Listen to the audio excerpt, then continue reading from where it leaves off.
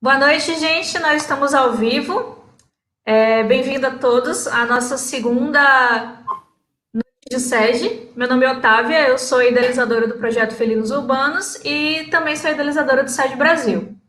E hoje a gente tem a grande honra de receber a doutora Stefane Sussai, que ela é graduada em Medicina Veterinária pela UNB Morumbi.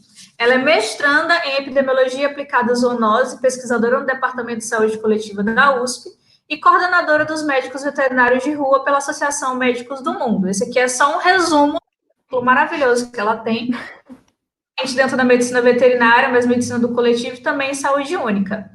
E, primeiramente, doutora Stephanie, eu queria perguntar como você chegou para a saúde única? Se você conheceu essa área na graduação, como é que foi o seu encontro com a saúde única? Bom, gente, antes de mais nada, boa noite a todos e todas que estão assistindo a gente. Agradeço demais a Otávia, o prazer é o meu, a honra é a minha de estar aqui com vocês hoje nessa noite conversando sobre um assunto tão interessante como que é o SED e a saúde única. Bom, saúde única. Eu tive contato com esse conceito durante a minha graduação. Eu fazia parte de um grupo que chama Projeto Santuário, é um projeto de extensão da Universidade de São Paulo. E dentro desse projeto, que é um projeto de educação humanitária, a gente começou a debater alguns assuntos dentro da medicina de abrigos, né, da medicina veterinária do coletivo, e dentre eles surgiu esse tópico saúde única. Mas o que é a saúde única, né? Segundo o conceito, fala que a saúde animal, humana e ambiental, elas estão intrinsecamente ligadas, que é impossível a gente falar de uma saúde sem afetar na outra. E também, a partir do momento que você mexe numa dessas saúdes, a outra também será afetada. E foi a partir desse momento, né, que eu escutei esse One Health, né, em inglês, ou Saúde Única aqui no Brasil, o Unasalu, né, em espanhol. Você vai procurando várias coisas que remetem a essa temática. E como é rico, sabe? Como tem coisa, pano para manga, sabe? Como tem muitos assuntos que podem ser abordados, incluindo o SED. Então, é por isso que a gente está aqui hoje. E eu vejo que muitas pessoas atualmente estão tendo contato com esse conceito, mas ainda não sabem como aplicá-lo. Então, hoje é um exemplo de como qualquer ação a gente vai impactar na saúde única.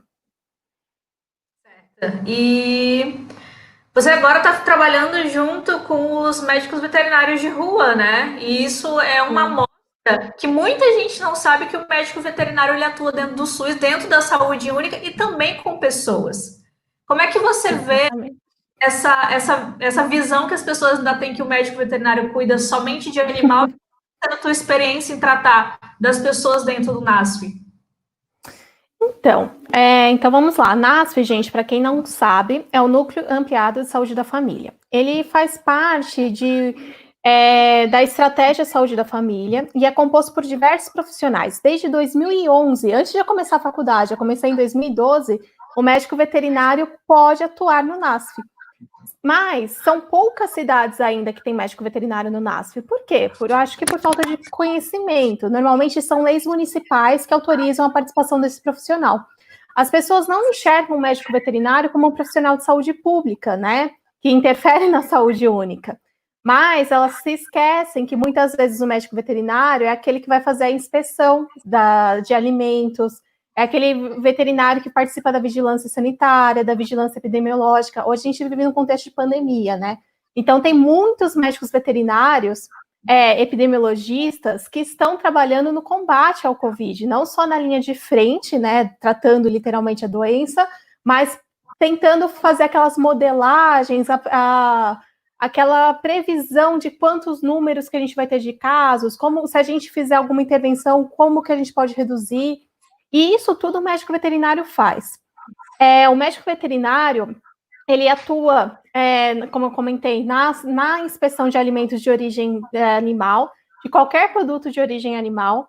Então, muita gente depende né, dos serviços médicos veterinários, mesmo quem não tem das pessoas que não têm animais dentro de casa. Inclusive aqueles que não têm, que não gostam de animais, ou até mesmo as pessoas que não consomem produtos de origem animal, são beneficiados pelos cuidados médicos veterinários. Por quê? Porque através desse controle da saúde animal, a gente vai estar prevenindo muitas doenças que podem afetar a saúde humana. Eu vejo que no NASF a gente pode atuar, além da questão sanitária de doenças, mas a gente tem hoje um país em que existem mais cães do que crianças nas casas das pessoas. Então, a relação homem-animal está bem intrínseca. A gente tem uma população de gatos, né, bem crescente, e assim, dentro da casa das pessoas também. E essa relação homem-animal, ela tem uma potencialidade, né, de beneficiar ambas as espécies, enfim, tanto os animais quanto os animais não humanos e os animais humanos, vamos dizer assim, mas também ela pode prejudicar se ela não for uma relação saudável. Então, a gente tem toda uma questão, por exemplo, de teoria do elo, que tem um link entre as violências humano e animal, e tem como a gente perceber casos de violência doméstica através de violência contra os animais. Então, a atuação do médico veterinário vai muito além daquele médico que o pessoal vê do pet shop, né? Que fica lá só para fazer a clínica dentro do pet shop. Tem médico veterinário em vários locais. Eu vejo que um exemplo, assim, quem é da antiga vai lembrar, da grande família Lineu Silva, ele era médico veterinário, ele era da repartição pública, ele era da vigilância.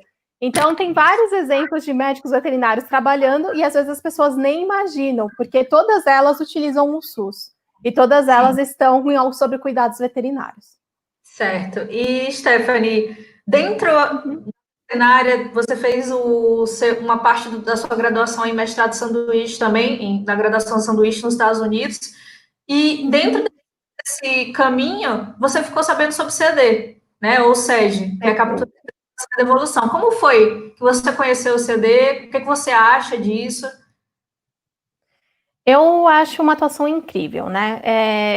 Quando eu estava na minha graduação, eu tive a oportunidade de participar do Ciências Sem Fronteiras, e eu fui para os Estados Unidos, na Universidade de Wisconsin, no norte do país, e lá eu trabalhei bastante com Shelter Medicine, né, que é a medicina de abrigos, e dentre as atuações, a gente tinha esse Trap, Neuter and Return, né, que é TNR, a sigla, se vocês procurarem no Google, tem muitos trabalhos, que é esse CED, o CED.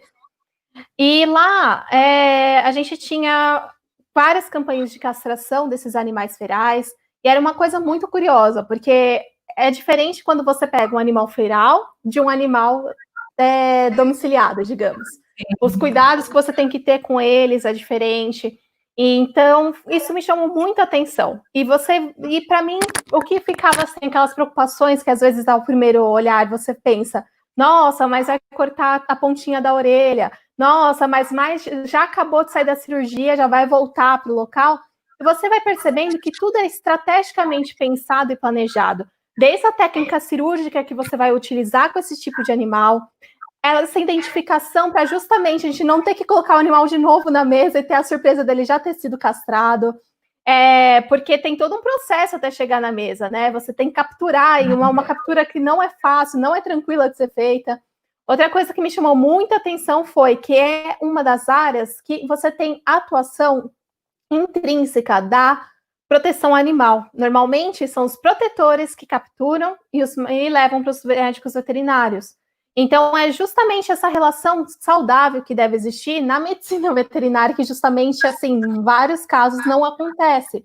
Então, os protetores, junto com os médicos veterinários, conseguem fazer esse CD acontecer, né? O SED acontecer. Então, isso me chamou muita atenção. Quando eu voltei para o Brasil, eu tive contato, né, eu acho que foi o segundo encontro, né, de SED aqui do Brasil, que é organizado pelos Felinos Urbanos, com a Otávia. E foi quando eu consegui conhecer essa galera maravilhosa que fazia o SED aqui no Brasil. E tem gente espalhada pelo Brasil inteiro, isso é incrível. Então, a outra coisa que você une esforços, independente de eu estar aqui em São Paulo, mas com o pessoal lá do Nordeste, pessoal do Sul, né, entre outros locais que fazem o SED. E você vai vendo que, apesar das diferenças das regiões, algumas barreiras são muito semelhantes, né, algumas dificuldades. independente também do país. Então, seja lá nos Estados Unidos, seja aqui no Brasil, muita coisa é semelhante. E a gente tem que somar esforços, aprender com a experiência externa e também adaptar para a nossa realidade, né? Então, foi muito bacana essa vivência, foi lá que eu conheci o SEGI e me aprofundei ainda mais aqui com você, Otávio, principalmente. E eu sempre falo que o CAD, porque assim, às vezes a gente faz tanto uma coisa, tem muita gente que faz a captura, esterilização e devolução de animais e não está fazendo isso.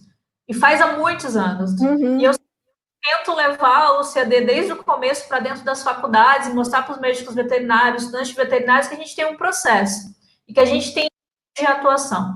E o CAD, ele se insere dentro da medicina veterinária do coletivo. Por quê? A gente mexe com um grande número de animais, a gente mexe com bem-estar animal, controle emocional, educação, impactos positivos do animal dentro da sociedade. E uma das coisas, um dos pilares também é a saúde única. Então, eu queria te perguntar, quais são os problemas que a superpopulação de animais causa para a nossa saúde única?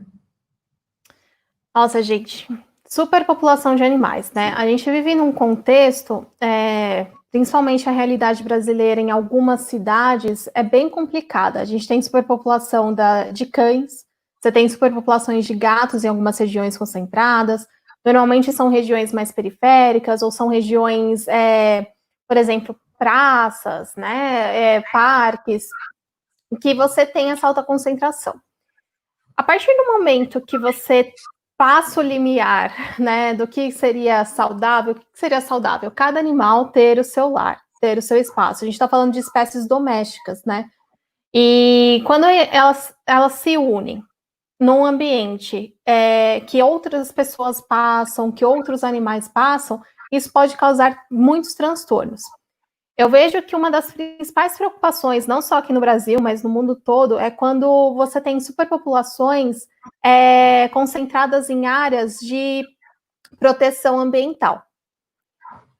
Então, isso é muito complicado, porque você vai estar causando um distúrbio na ecologia daquele local. Então, por quê? Porque sejam, né, as matilhas ou os gatos, né, as suas colônias, eles podem fazer uma predação das espécies silvestres, por exemplo? Podem. Mas por que eles estão lá? Eu acho que a gente tem que lembrar que eles não chegaram lá sozinhos, sabe? Essa superpopulação foi causada por quem? Um ser humano que abandonou seu animal. E esse animal abandonado encontrou outros animais que também foram abandonados, ou o pior, ou aquele animal que até tem um dono, mas a gente chama de semi-domiciliado, que dá umas voltinhas, e essas voltinhas fazem com que essa espécie se prolifere, né?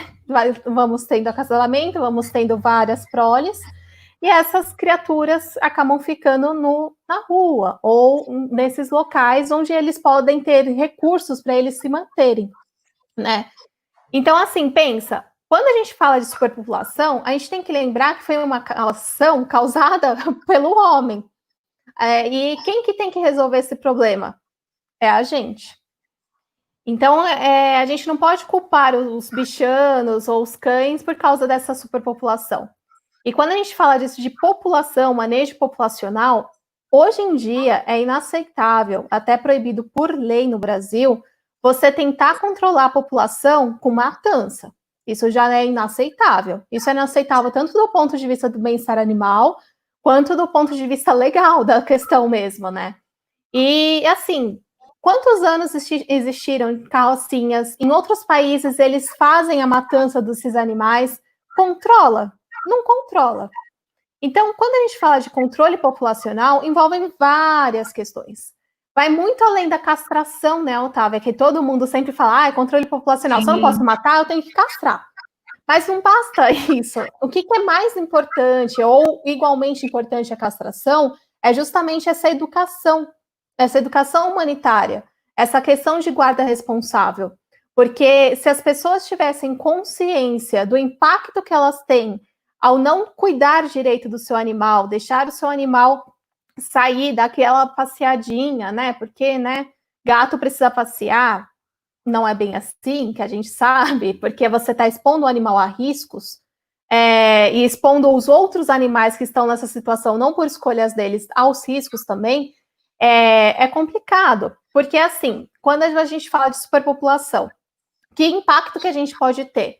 Além de estar acometendo a saúde de outros animais, né? Porque pode ter a predação, pode ter caça, pode ter até mesmo essa transmissão do pessoal que dá aquela saidinha com aquele pessoal que vive naquele ambiente.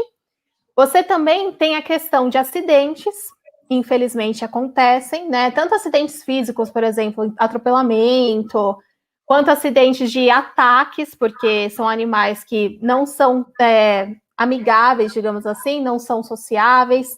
Então, pode ter ataques de mordedura, arranhadura. Isso pode ser pode causar um dano, não só o transtorno de dor, enfim, mas com transmissão de algumas doenças. E o que eu vejo que nessa questão, né, que a gente tem que diferenciar muito bem de superpopulação é a gente diferenciar a população do quê? Né? São os gatos ferais? São gatos semidomiciliados? São gatos domiciliados? Né? Porque são os gatos comunitários?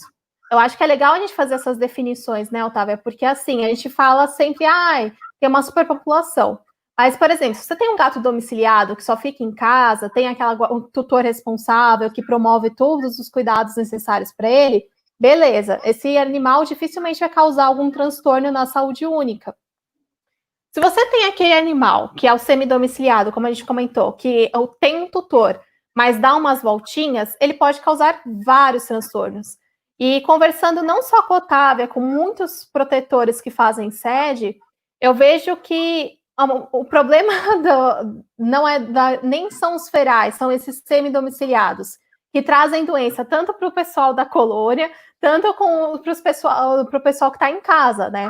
Então, assim, é complicado essa situação de semidomiciliado. Aí você tem os gatos ferais, que são aqueles que a Otávia pode até definir melhor, mas são aqueles que já nasceram de animais que estavam em situação de abandono e não tiveram contato com humanos, ou existe ainda aqueles gatos que foram abandonados, ficaram muito tempo sem contato com o humano e pode ficar numa situação que digamos, feral, mas que o instinto prevalece, né? Essa domesticação é um pouquinho esquecida. Então, ele precisa sobreviver. E os gatos ferais conseguem sobreviver naquele ambiente que tem a colônia. E eles conseguem se manter, porque eles foram abandonados, né? E nasceram desse abandono, ou surgiram dessa questão.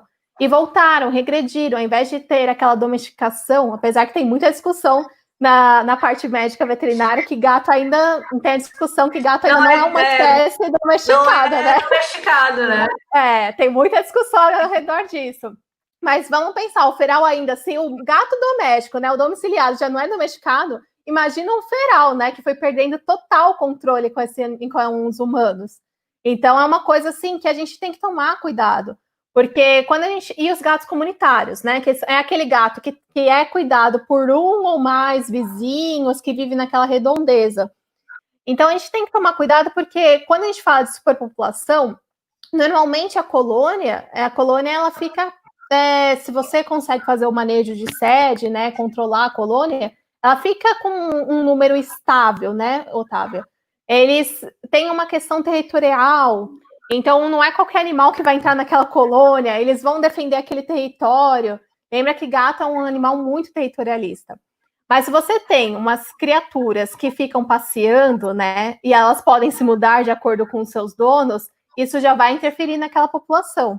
Então, isso pode acometer a saúde tanto desses animais, esses gatos que ficam indo e vindo, os gatos da colônia, os gatos que estão em casa, porque às vezes quem tem gato, é difícil ter um gato. Eu não sei se você enfrenta isso. Normalmente tem 2, tem 3, tem mais. Também é questionável esse número de gatos, porque Valdo, por exemplo, diz que mais de 2 gatos já causam um transtorno, um estresse para o bichinho. Enfim. Mas tem muita gente que tem mais de um gato. Às vezes, se um gato só já sai, esse um gato só que sai já pode estar trazendo doença para os outros gatos. Então, a questão da saúde animal lá já fica um pouco comprometida. a gente tem que lembrar que os animais também podem transmitir doenças entre eles, e a gente também é um animal. Então, pode ter algumas doenças que podem ser transmitidas para os humanos, né? E é muito interessante, eu acho que a gente vai. A próxima pergunta, a gente tem uns números muito interessantes em relação dos ferais e os semidomiciliados e os domiciliados, né? Porque às vezes as pessoas têm um certo preconceito com os animais da colônia, dos ferais, mas a gente vê que o problema não são os ferais, são os semidomiciliados. E é por isso que a gente tem que voltar naquela tecla de guarda responsável, de educação humanitária. Eu sempre falo que o impacto que um gato semidomiciliado traz é muito maior do que o gato feral. O feral, primeiramente, ele é invisível. As pessoas que não estão acostumadas a lidar com gato, elas não sabem que tem gato na sua região, se eles forem ferais, né? Eu vi a minha primeira colônia porque eu morava ali dentro, eu sempre olhava gato e eu sabia o que estava acontecendo, mas a maioria das pessoas não sabia que tinham 126 gatos morando no nosso bairro, sabe? E como a gente está passando por esse período de pandemia e muita gente não está lembrando que o coronavírus ele partiu de uma fonte zoonótica, né? Eu queria que tu explicasse para a gente quais são os danos dentro desse panorama de zoonose que esses gatos podem trazer, tanto os semidomiciliados quanto a interação dos cuidadores de colônia com gatos ferais, que a gente sabe que tem que ter cuidados também. Então, uma das principais teorias, né, que ainda não está 100% comprovado que o coronavírus veio de fonte animal, mas é a teoria mais aceita, né? Justamente mostra a importância da gente tomar cuidado com essa relação. Como eu falei, a relação homem-animal tem muitos pontos positivos, mas também podem trazer algumas coisas negativas, né? Então, por exemplo, gatos. Quando você pensa em gatos e zoonoses, uma das principais zoonoses que a gente pensa é a raiva. Principalmente no contexto brasileiro, né? Assim, a raiva ela ficou muito tem um estigma sobre a raiva que cão transmite bastante, sim, mas gato também pode transmitir. E quando ele transmite é através da mordedura, né, da lambedura, normalmente. E gato, quando que ele ataca as pessoas, normalmente é onde? Em regiões complicadas para raiva, que são as mãos, por exemplo, principalmente os cuidadores, né, que vão lá alimentar, podem ser atacados. Mas assim, raiva. A gente, no Brasil, teoricamente está controlada? Sim. Mas por que está controlado? Porque até então tínhamos campanhas de vacinação. Essa campanha de vacinação chegava para as colônias? Não, mas chegavam de uma certa forma para os semidomiciliados, né? Como que as colônias podem ser controladas para essa questão de raiva? Além da captura, da esterilização, você pode ter a vacinação e depois a devolução, né? E isso é um procedimento muito importante, porque isso pode ajudar a controlar uma zoonose complexa, que é uma zoonose que mata, que não tem cura, né, para o ser humano e também para o animal. E você vacinando, você já vai estar protegendo. Tem muitas pesquisas que falam que esses animais, né, de colônias que são vacinadas contra a raiva, que normalmente é num período de quando você vai castrar, né, que ele já recebe, que é o que normalmente não acontece na rotina clínica, né? Vamos pensar, clínica tradicional é uma coisa, aqui a gente está falando de um manejo de uma população diferenciada. Então, você vai vacinar naquele momento. É o ideal? Não sei. Tem pesquisas que falam que o quê? As pesquisas mostram que esses animais, eles desenvolvem uma boa imunidade para a raiva, mesmo sendo castrados depois ou antes, né? E isso é legal, porque eu vou estar vacinando esses animais, eu vou estar protegendo os animais e a população humana, a população que vai cuidar desses animais também. Porque a Otávia falou uma coisa muito importante, que são poucas pessoas, quando eles são ferais, que percebem. Só que você tem as pessoas que são os alimentadores, os cuidadores daquela colônia.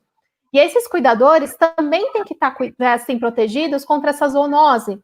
Então, você tem a profilaxia de vacina de antirraiva, né, a antirrábica humana.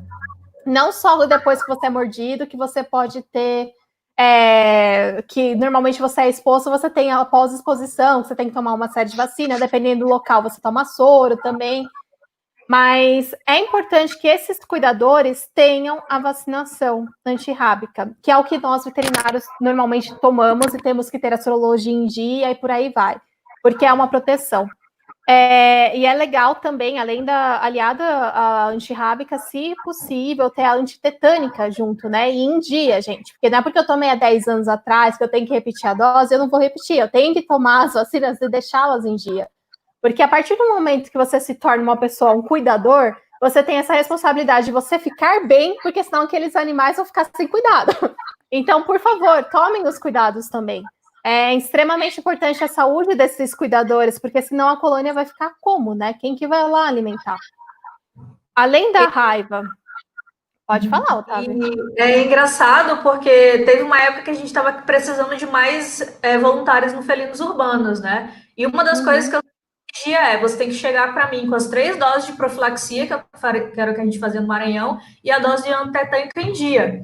Tinha gente que desistia. A ideia da vacinação antirrábica é tão mal difundida em cima do conhecimento do que para que ela serve, que muitos protetores de animais, muita gente que lida com esses animais de colônia, e eu garanto, não é legal pegar uma mordida de um gato feral, sabe? Não é divertido. E as pessoas elas não sabem que elas precisam se vacinar, as pessoas não sabem como funciona a profilaxia da raiva. E a gente teve um caso agora de uma moça que ela foi mordida por uma raposa e ela faleceu porque não fizeram nenhum tipo de cuidado para ela. Então, eu acho que a gente tem que difundir isso muito mais. Às vezes, os alunos de veterinário, eles só vão fazer a vacinação quando eles estão indo para o estágio. Mas a maioria deles já são animais, né, de alguma forma. Então, eu acho que é muito importante a gente disseminar isso. Eu acho que falta a gente para os protetores, para os próprios médicos veterinários, sabe, para os médicos humanos também, porque eles podem, por exemplo, numa visita dentro do NASF, numa casa de uma pessoa, eles terem esse agravo de mordedura ou arranhadura num contato, e eu acho que é muito importante a gente falar sobre isso.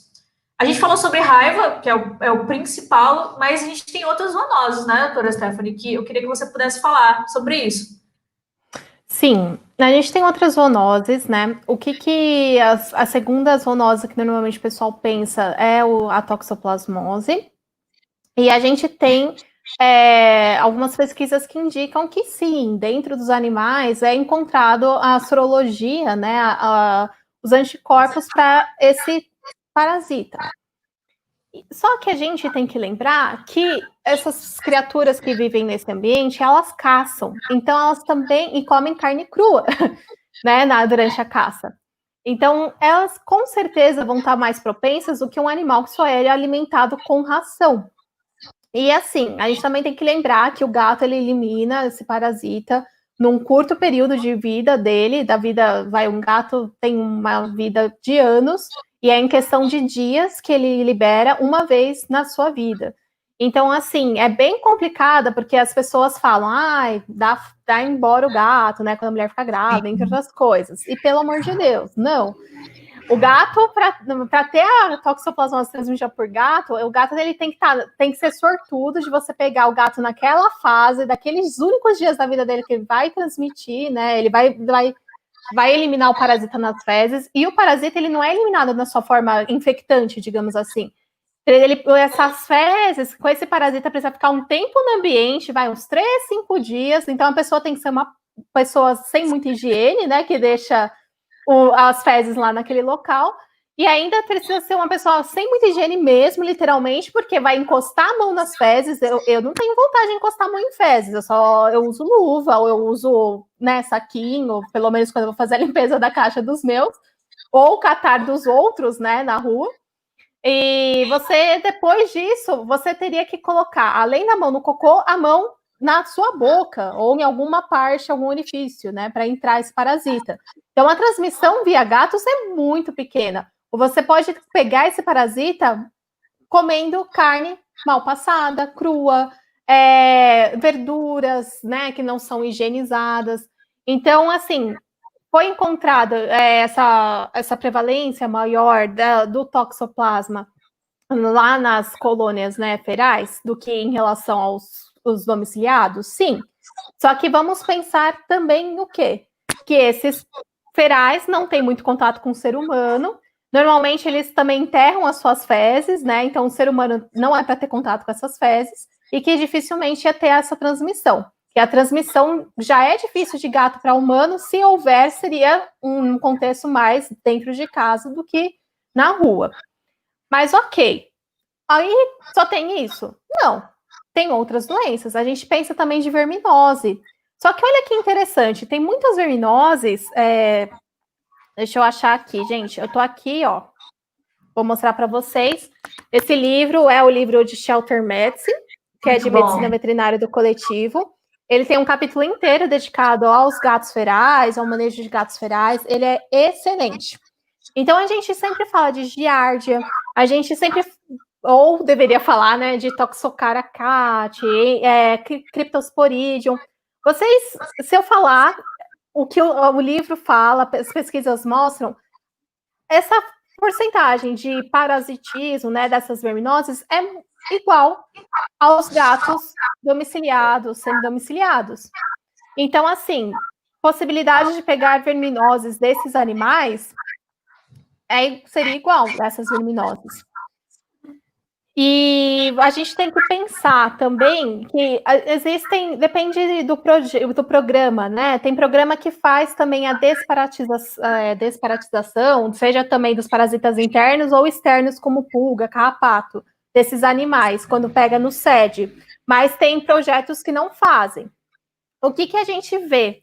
A gente vê que não tem muita diferença, às vezes, na você administrar ou não administrar. Tem alguns estudos que mostram que quando você faz a vermifugação, né, por esse animal estar exposto direto ao ambiente que não é limpo, é contaminado, olha lá, saúde única, mais uma vez, o ambiente vai interferir no manejo e na saúde daquele animal. A gente pode dar vermífugo quando você tem um animal em casa. Você não dá só uma vez, você dá várias vezes, né? E o animal, ele tem, teoricamente, maior controle do ambiente do que o de externo. Então, é questionável essa questão também de vermifugação. Essa questão de parasitas externos. A Otávia me contou uma coisa que eu achei legal, porque às vezes eu vejo isso também na prática. Parasitas como pulga e carrapato, ela dificilmente pega em colônia, mas em semidomiciliado ela pega bastante. Isso é um dado muito legal, porque assim, ectoparasitas, né? É um problema que todo mundo em casa enfrenta, que tem que ficar usando coleira, pipeta, comprimido para tentar tirar esses parasitas, e em colônias parece ser mais controlado. E eu, pelo menos, quando eu estou atendendo nos médicos veterinários de rua, né, que é um projeto da Associação Médicos do Mundo, eu atendo animais que são de pessoas em situação de rua. E em rua é um ambiente complicado. E eles são tutelados. Eu nunca peguei um animal com carrapato, seja gato ou cachorro. E essa é uma informação muito legal, porque assim, na clínica, direto, eu pego animal com carrapato, né? Adaptação ao meio, né? Querendo ou não. Sim, exatamente. É isso que acontece também, né? Então, assim, essa interação que esses animais têm com o meio ambiente, eles já ficam também com uma certa resistência a algumas. Eu acho que até esse caso do carrapato que é bem curioso, né? É uma doença que eles também têm a prevalência alta, que é a bartonella, né? A bartonelose, que é isso, é uma bactéria que é transmitida principalmente na arranhadura. Nos gatos de colônia, os ferais, ele tem maior prevalência do que os gatos de casa. Mas isso faz total sentido, por quê? Pelo estilo de vida deles, de vida livre. Muitos animais vivem literalmente na terra, entre outros locais, que são locais que podem estar contaminados. E vamos ser sinceros, como a Otávia falou, esses animais, eles dificilmente têm interação com o ser humano. Quando tem, pode arranhar, pode machucar? Sim. Pode transmitir essa doença? Sim. Mas é muito mais fácil um gato domiciliado, um gato semi-domiciliado, arranhar o seu tutor, do que esse gato de colônia, que morre de medo e não gosta de pessoas. Ele quer se ver afastado deles. Porque a pessoa é um fator estressante na vida desse animal. Né? E aqui no Brasil, dependendo da região também, uma doença que é muito importante, que está crescendo, é a esporotricose, né? Então, aqui em São Paulo está complicado essa relação da esporotricose. Tem pesquisa que fala que quando o animal é semi-domiciliado, ela é mais propenso a pegar essa esporotricose. Por quê? A esporotricose, gente, é conhecida como, antigamente era conhecida como a doença do jardineiro, porque é um fungo que fica na terra. E esse comportamento que os gatos têm de cavar, de cobrir, né, as suas necessidades, possibilita esse contato, né, e com esse fungo e tem a transmissão, né, ele contrai esse fungo e desenvolve a esporotricose. A Otávia vem me contando que, pelo menos onde ela mora, não tem esporo ainda, graças a Deus. Aqui em São Paulo a gente tem, ela estava falando que tem uma colônia que está começando com caso de esporo, mas é uma colônia curiosa, porque ela fica num local que a gente não vai falar, obviamente, por motivos que você nunca divulga endereço de colônia, né, gente? Você nunca divulga o endereço de ponto de abandono também. A gente tem que diferenciar. Ponto de abandono, normalmente vão os animais que eram tutelados e as pessoas literalmente abandonam lá. E as colônias são locais diferenciados, né? Os animais se encontraram naquele ambiente e estão se envolvendo lá. Normalmente, onde você vê esporo? Ponto de abandono. Colônia é difícil. E se chegou na colônia, é porque alguma criatura que foi abandonada ou era semidomiciliada chegou até lá naquela colônia. E a espora é um tratamento longo, né, de meses, tanto para ser humano quanto para os animais. E é uma doença que judia do bichinho, né? Então, assim, tem tratamento, é uma coisa legal, porque você vê o resultado, se você faz o tratamento certinho, mas é legal para ver o resultado, né? Não é legal estar doente, mas é legal porque pode ser curado. Ao contrário de algumas outras doenças que não tem cura. Mas a gente tem que prestar atenção que, olha só o impacto do semidomiciliado novamente. É o semidomiciliado que está causando essa propensão de esporo. E novamente, a tricose, ela é transmitida para os adultos, né? Para os adultos não, para os humanos, quando tem um arranhão e também mordedura, às vezes, né? Aí, o que acontece? Quem que novamente vai estar tendo esse contato com o humano? É muito mais provável que esse semidomiciliado transmita, né, a esporotricose do que um feral.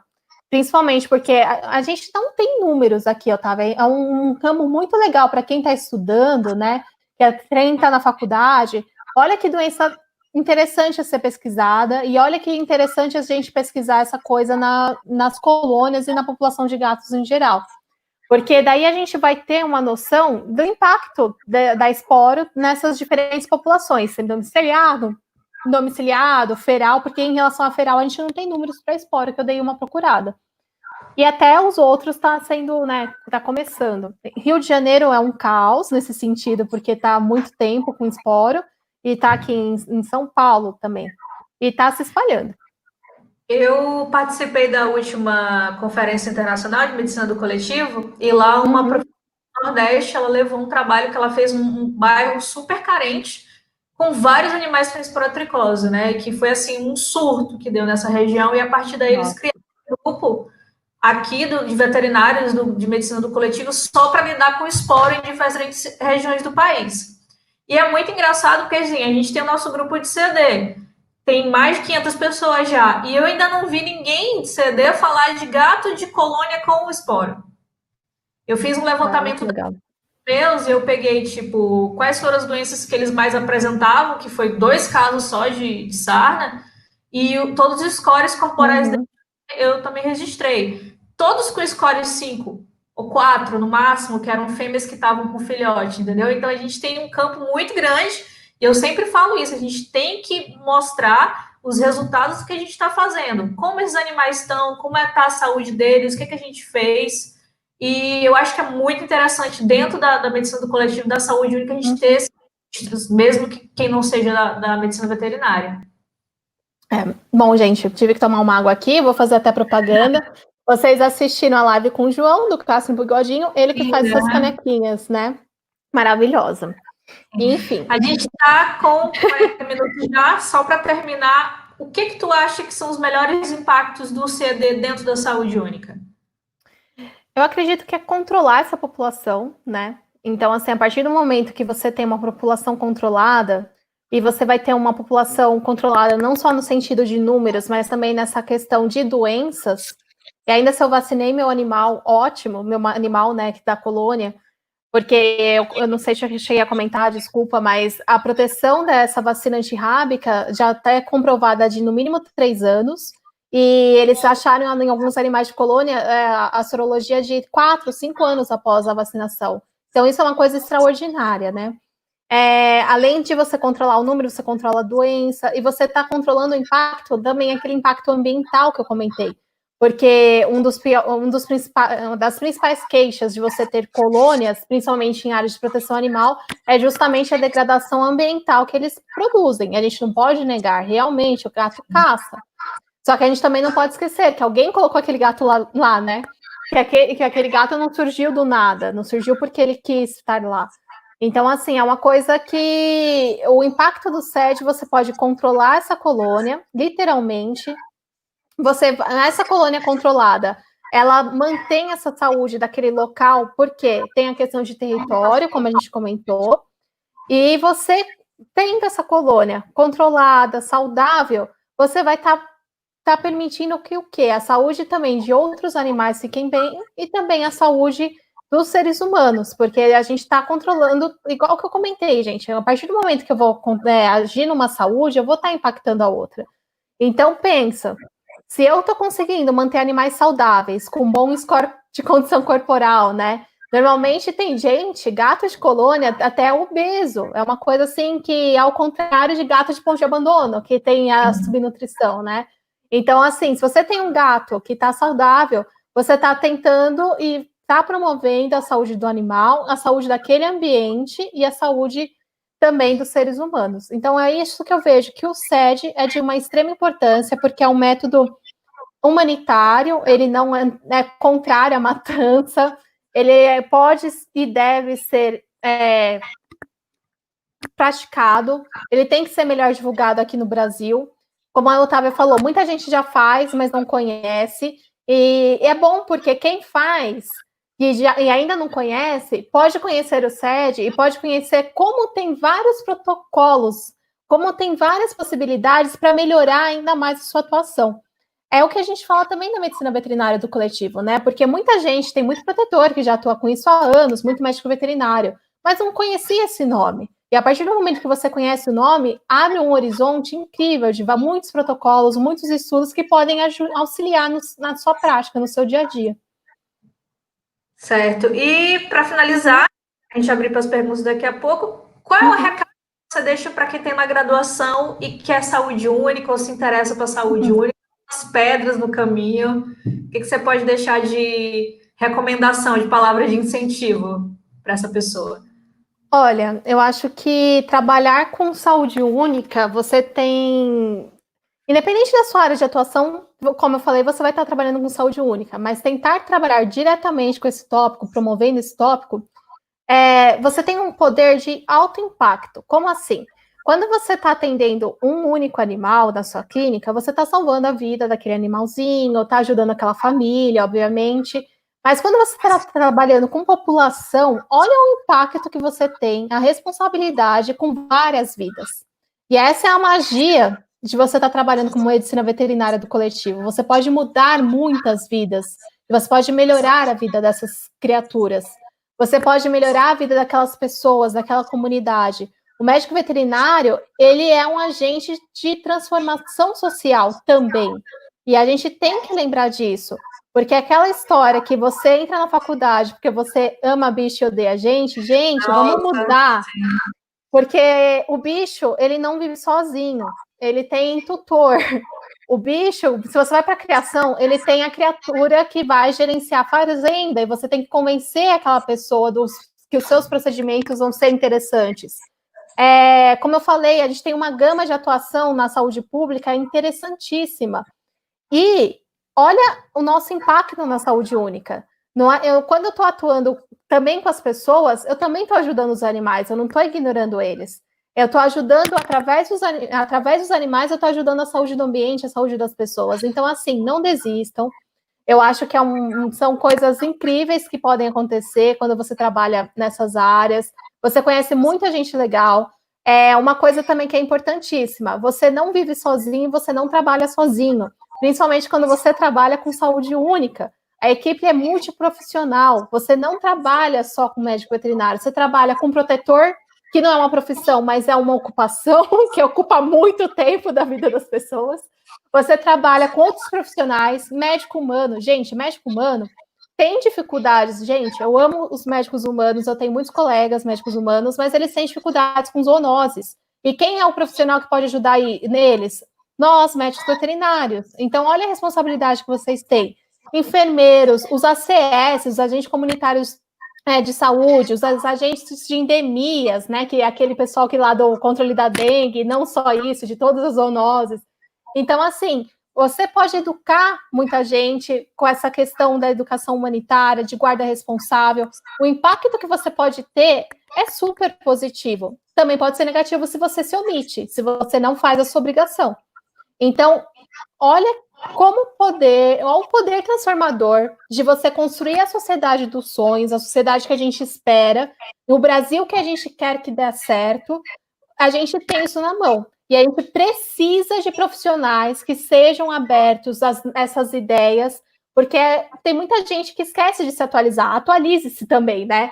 Procure o que tem de novo para saindo, procure coisas não só aqui do Brasil, mas de fora, porque você pode trazer coisas aqui para serem adaptadas e até melhoradas, porque a gente tem um sistema único de saúde que é exemplo para o mundo todo.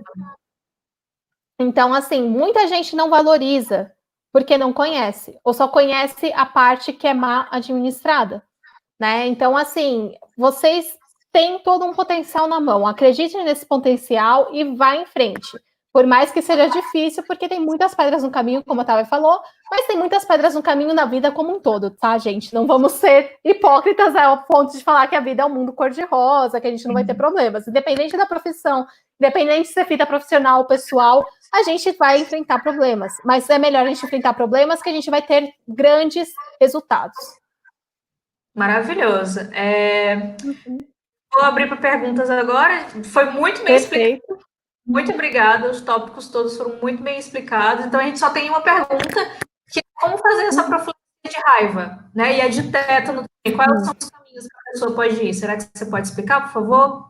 Olha, gente, se vocês procurarem no Google, provavelmente vai ter um centro de saúde, pode ser uma UBS, ou pode ser um hospital especializado. Então, por exemplo, aqui em São Paulo, a referência é o Emílio Ribas, mas você tem algumas UBSs que fazem essa vacinação antirrábica. Posso ser muito sincera, às vezes não é tão fácil, né?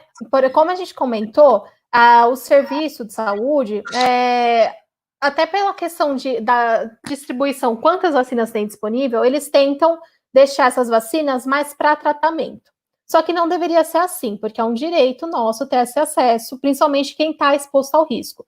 Então é questão de o quê? Bom senso, você chegar, conversar e falar, olha, eu trabalho com animais, eu vou estar exposto.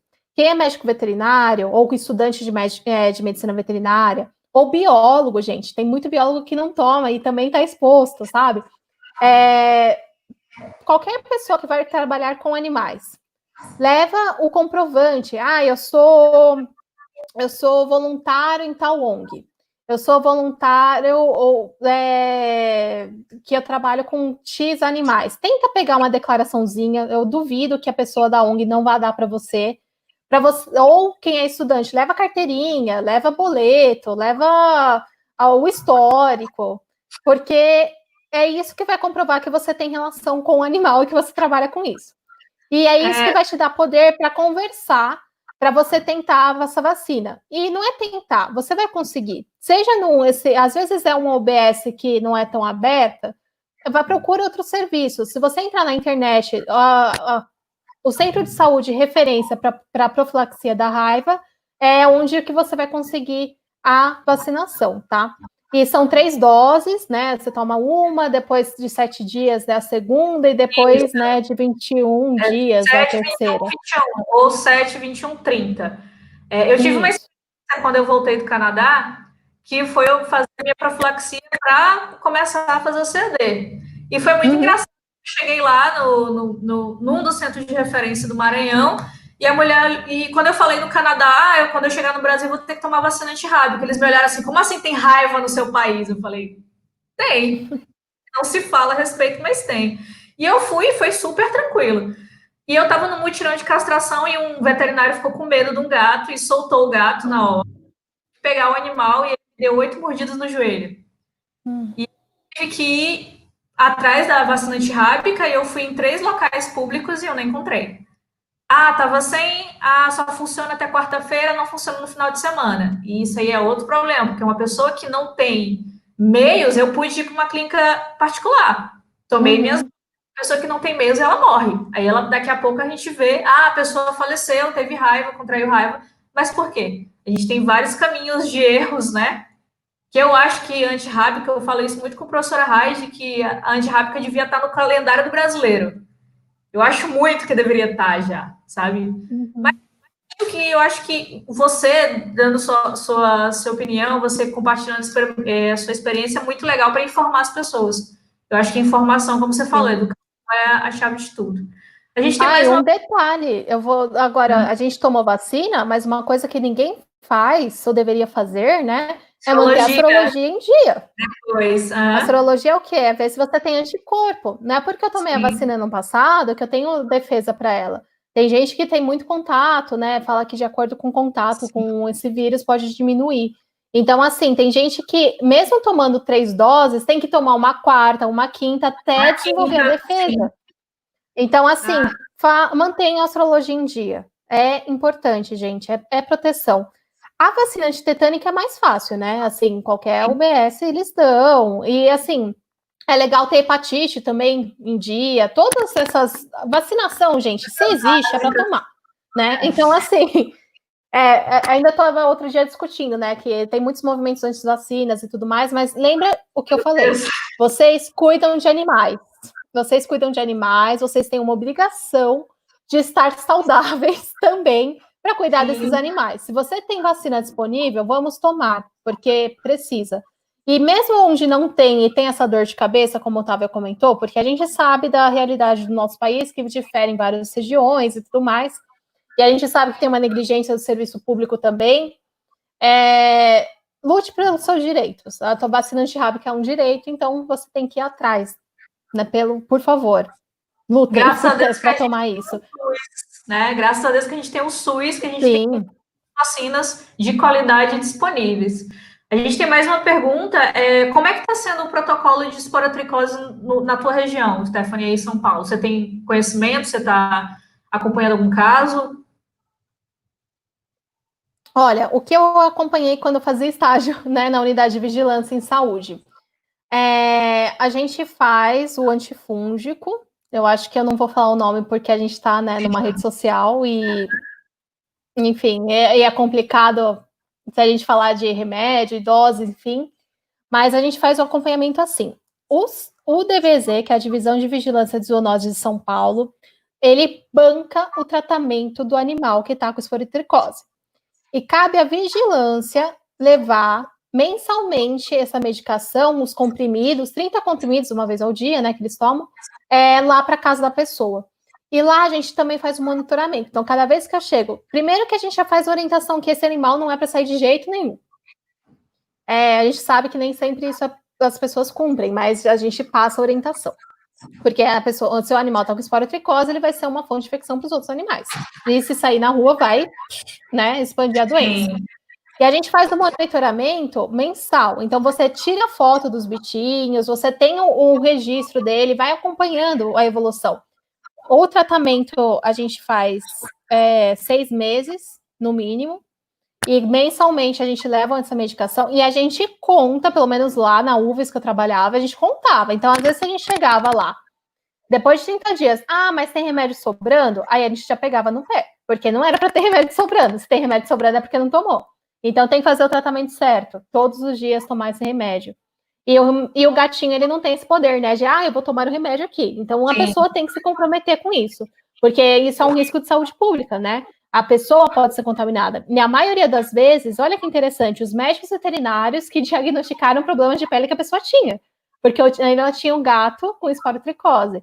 E a gente já teve que acionar, né, a UBS para falar assim, olha, o gato dela está com esporotricose. Então, essa doença de pele que tem sido tratado com antibiótico, que é para bactéria, não vai adiantar. Tem que tratar com antifúngico. Porque muitas vezes, na anamnese, nessa correria, né, que tem os médicos humanos, a anamnese é quando você faz aquelas perguntas. Às vezes eles esquecem do detalhe que as pessoas têm animais. E esse detalhe que tem animais pode ser um diferencial para muitas doenças, né?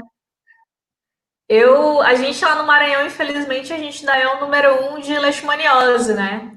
E um caso que o médico humano não detecta e passa por um acaso no veterinário, o veterinário vê que o animal tem leishmaniose, então, essa pessoa está com leishmaniose.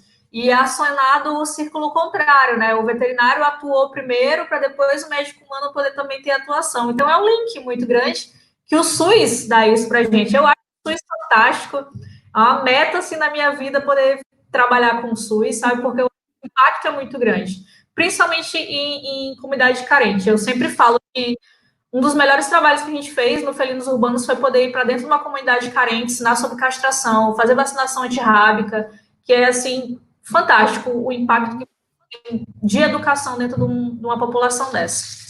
A gente tem 4 minutos. Mais alguma coisa, Stephanie? Últimas palavrinhas? Sabedoria? Bom, nossa, tem muitas coisas para a gente falar, mas obviamente a live é curtinha. Eu queria primeiro, assim, parabenizar, né, todo mundo que está assistindo a live, porque, né, há um tempo doado da pessoa também, ainda mais hoje em dia que a gente tem um mutirão de lives. Aí, obrigada pela atenção, agradeço e parabenizo, porque se interessou por um tema que precisa ser melhor divulgado no Brasil, a gente precisa falar mais.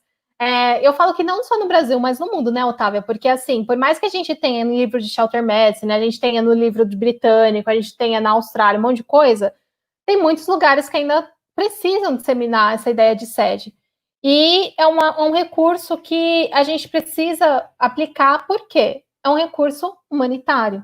E é um recurso que, gente, mesmo quem não gosta de animal tem que ser muito grato a ele, porque você está prevenindo muitas doenças para a própria pessoa que não gosta. Então, assim, só faz bem, só traz bem, digamos assim, né?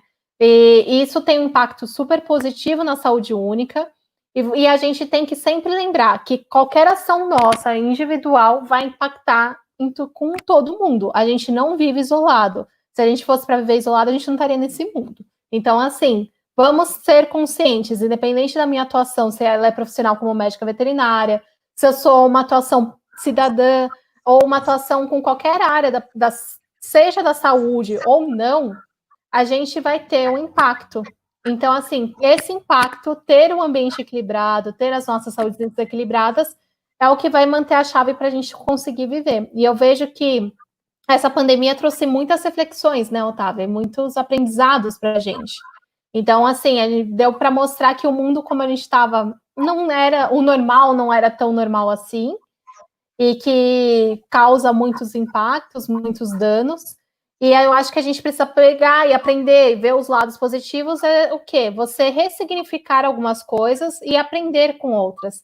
Eu vejo que a gente tem que aprender muito ainda a respeitar as vidas, a respeitar os animais, a respeitar o ambiente onde a gente está. E quando eu falo ambiente, não são só as florestas, biomas, é o ambiente onde a gente vive. É aquela atitude de você não deixar lixo lá jogado, você não tentar cuidar, não deixar entulho, porque tudo isso vai interferir na proliferação de animais, na proliferação de doenças e tudo mais, tá, gente? Essa mensagem que eu quero passar, sejam agentes de transformação social, cada um tem esse poder. Olha só que incrível. Se todo mundo fizer a sua parte, o mundo vai ser um lugar melhor, sim. Muito bem. Stephanie, muito obrigada mesmo pela sua colaboração, assim, foi incrível a palestra, eu espero que todo mundo tenha gostado tanto quanto eu, que eu adorei, sempre aprendo muito com você, e é isso, e eu espero que você tenha gostado de participar das nossas noites de sede. Nossa, amei. Eu tô ansiosa para as próximas, gente. Nossa, que incrível. Parabéns também pela iniciativa, viu? Tão necessária. Obrigada. Então é isso, pessoal. Uhum. Boa noite a todo mundo. Muito obrigada para todo mundo que esteve aqui. E a gente se vê na próxima noite de 7, que vai ser na próxima terça-feira. Boa noite, pessoal. Se cuidem, viu? Se puder, fiquem em casa, lavem as mãos. Sim. Respeitem o distanciamento. Sobrevivam, por favor. Tchau a todo mundo. Até terça-feira. Tchau. Até.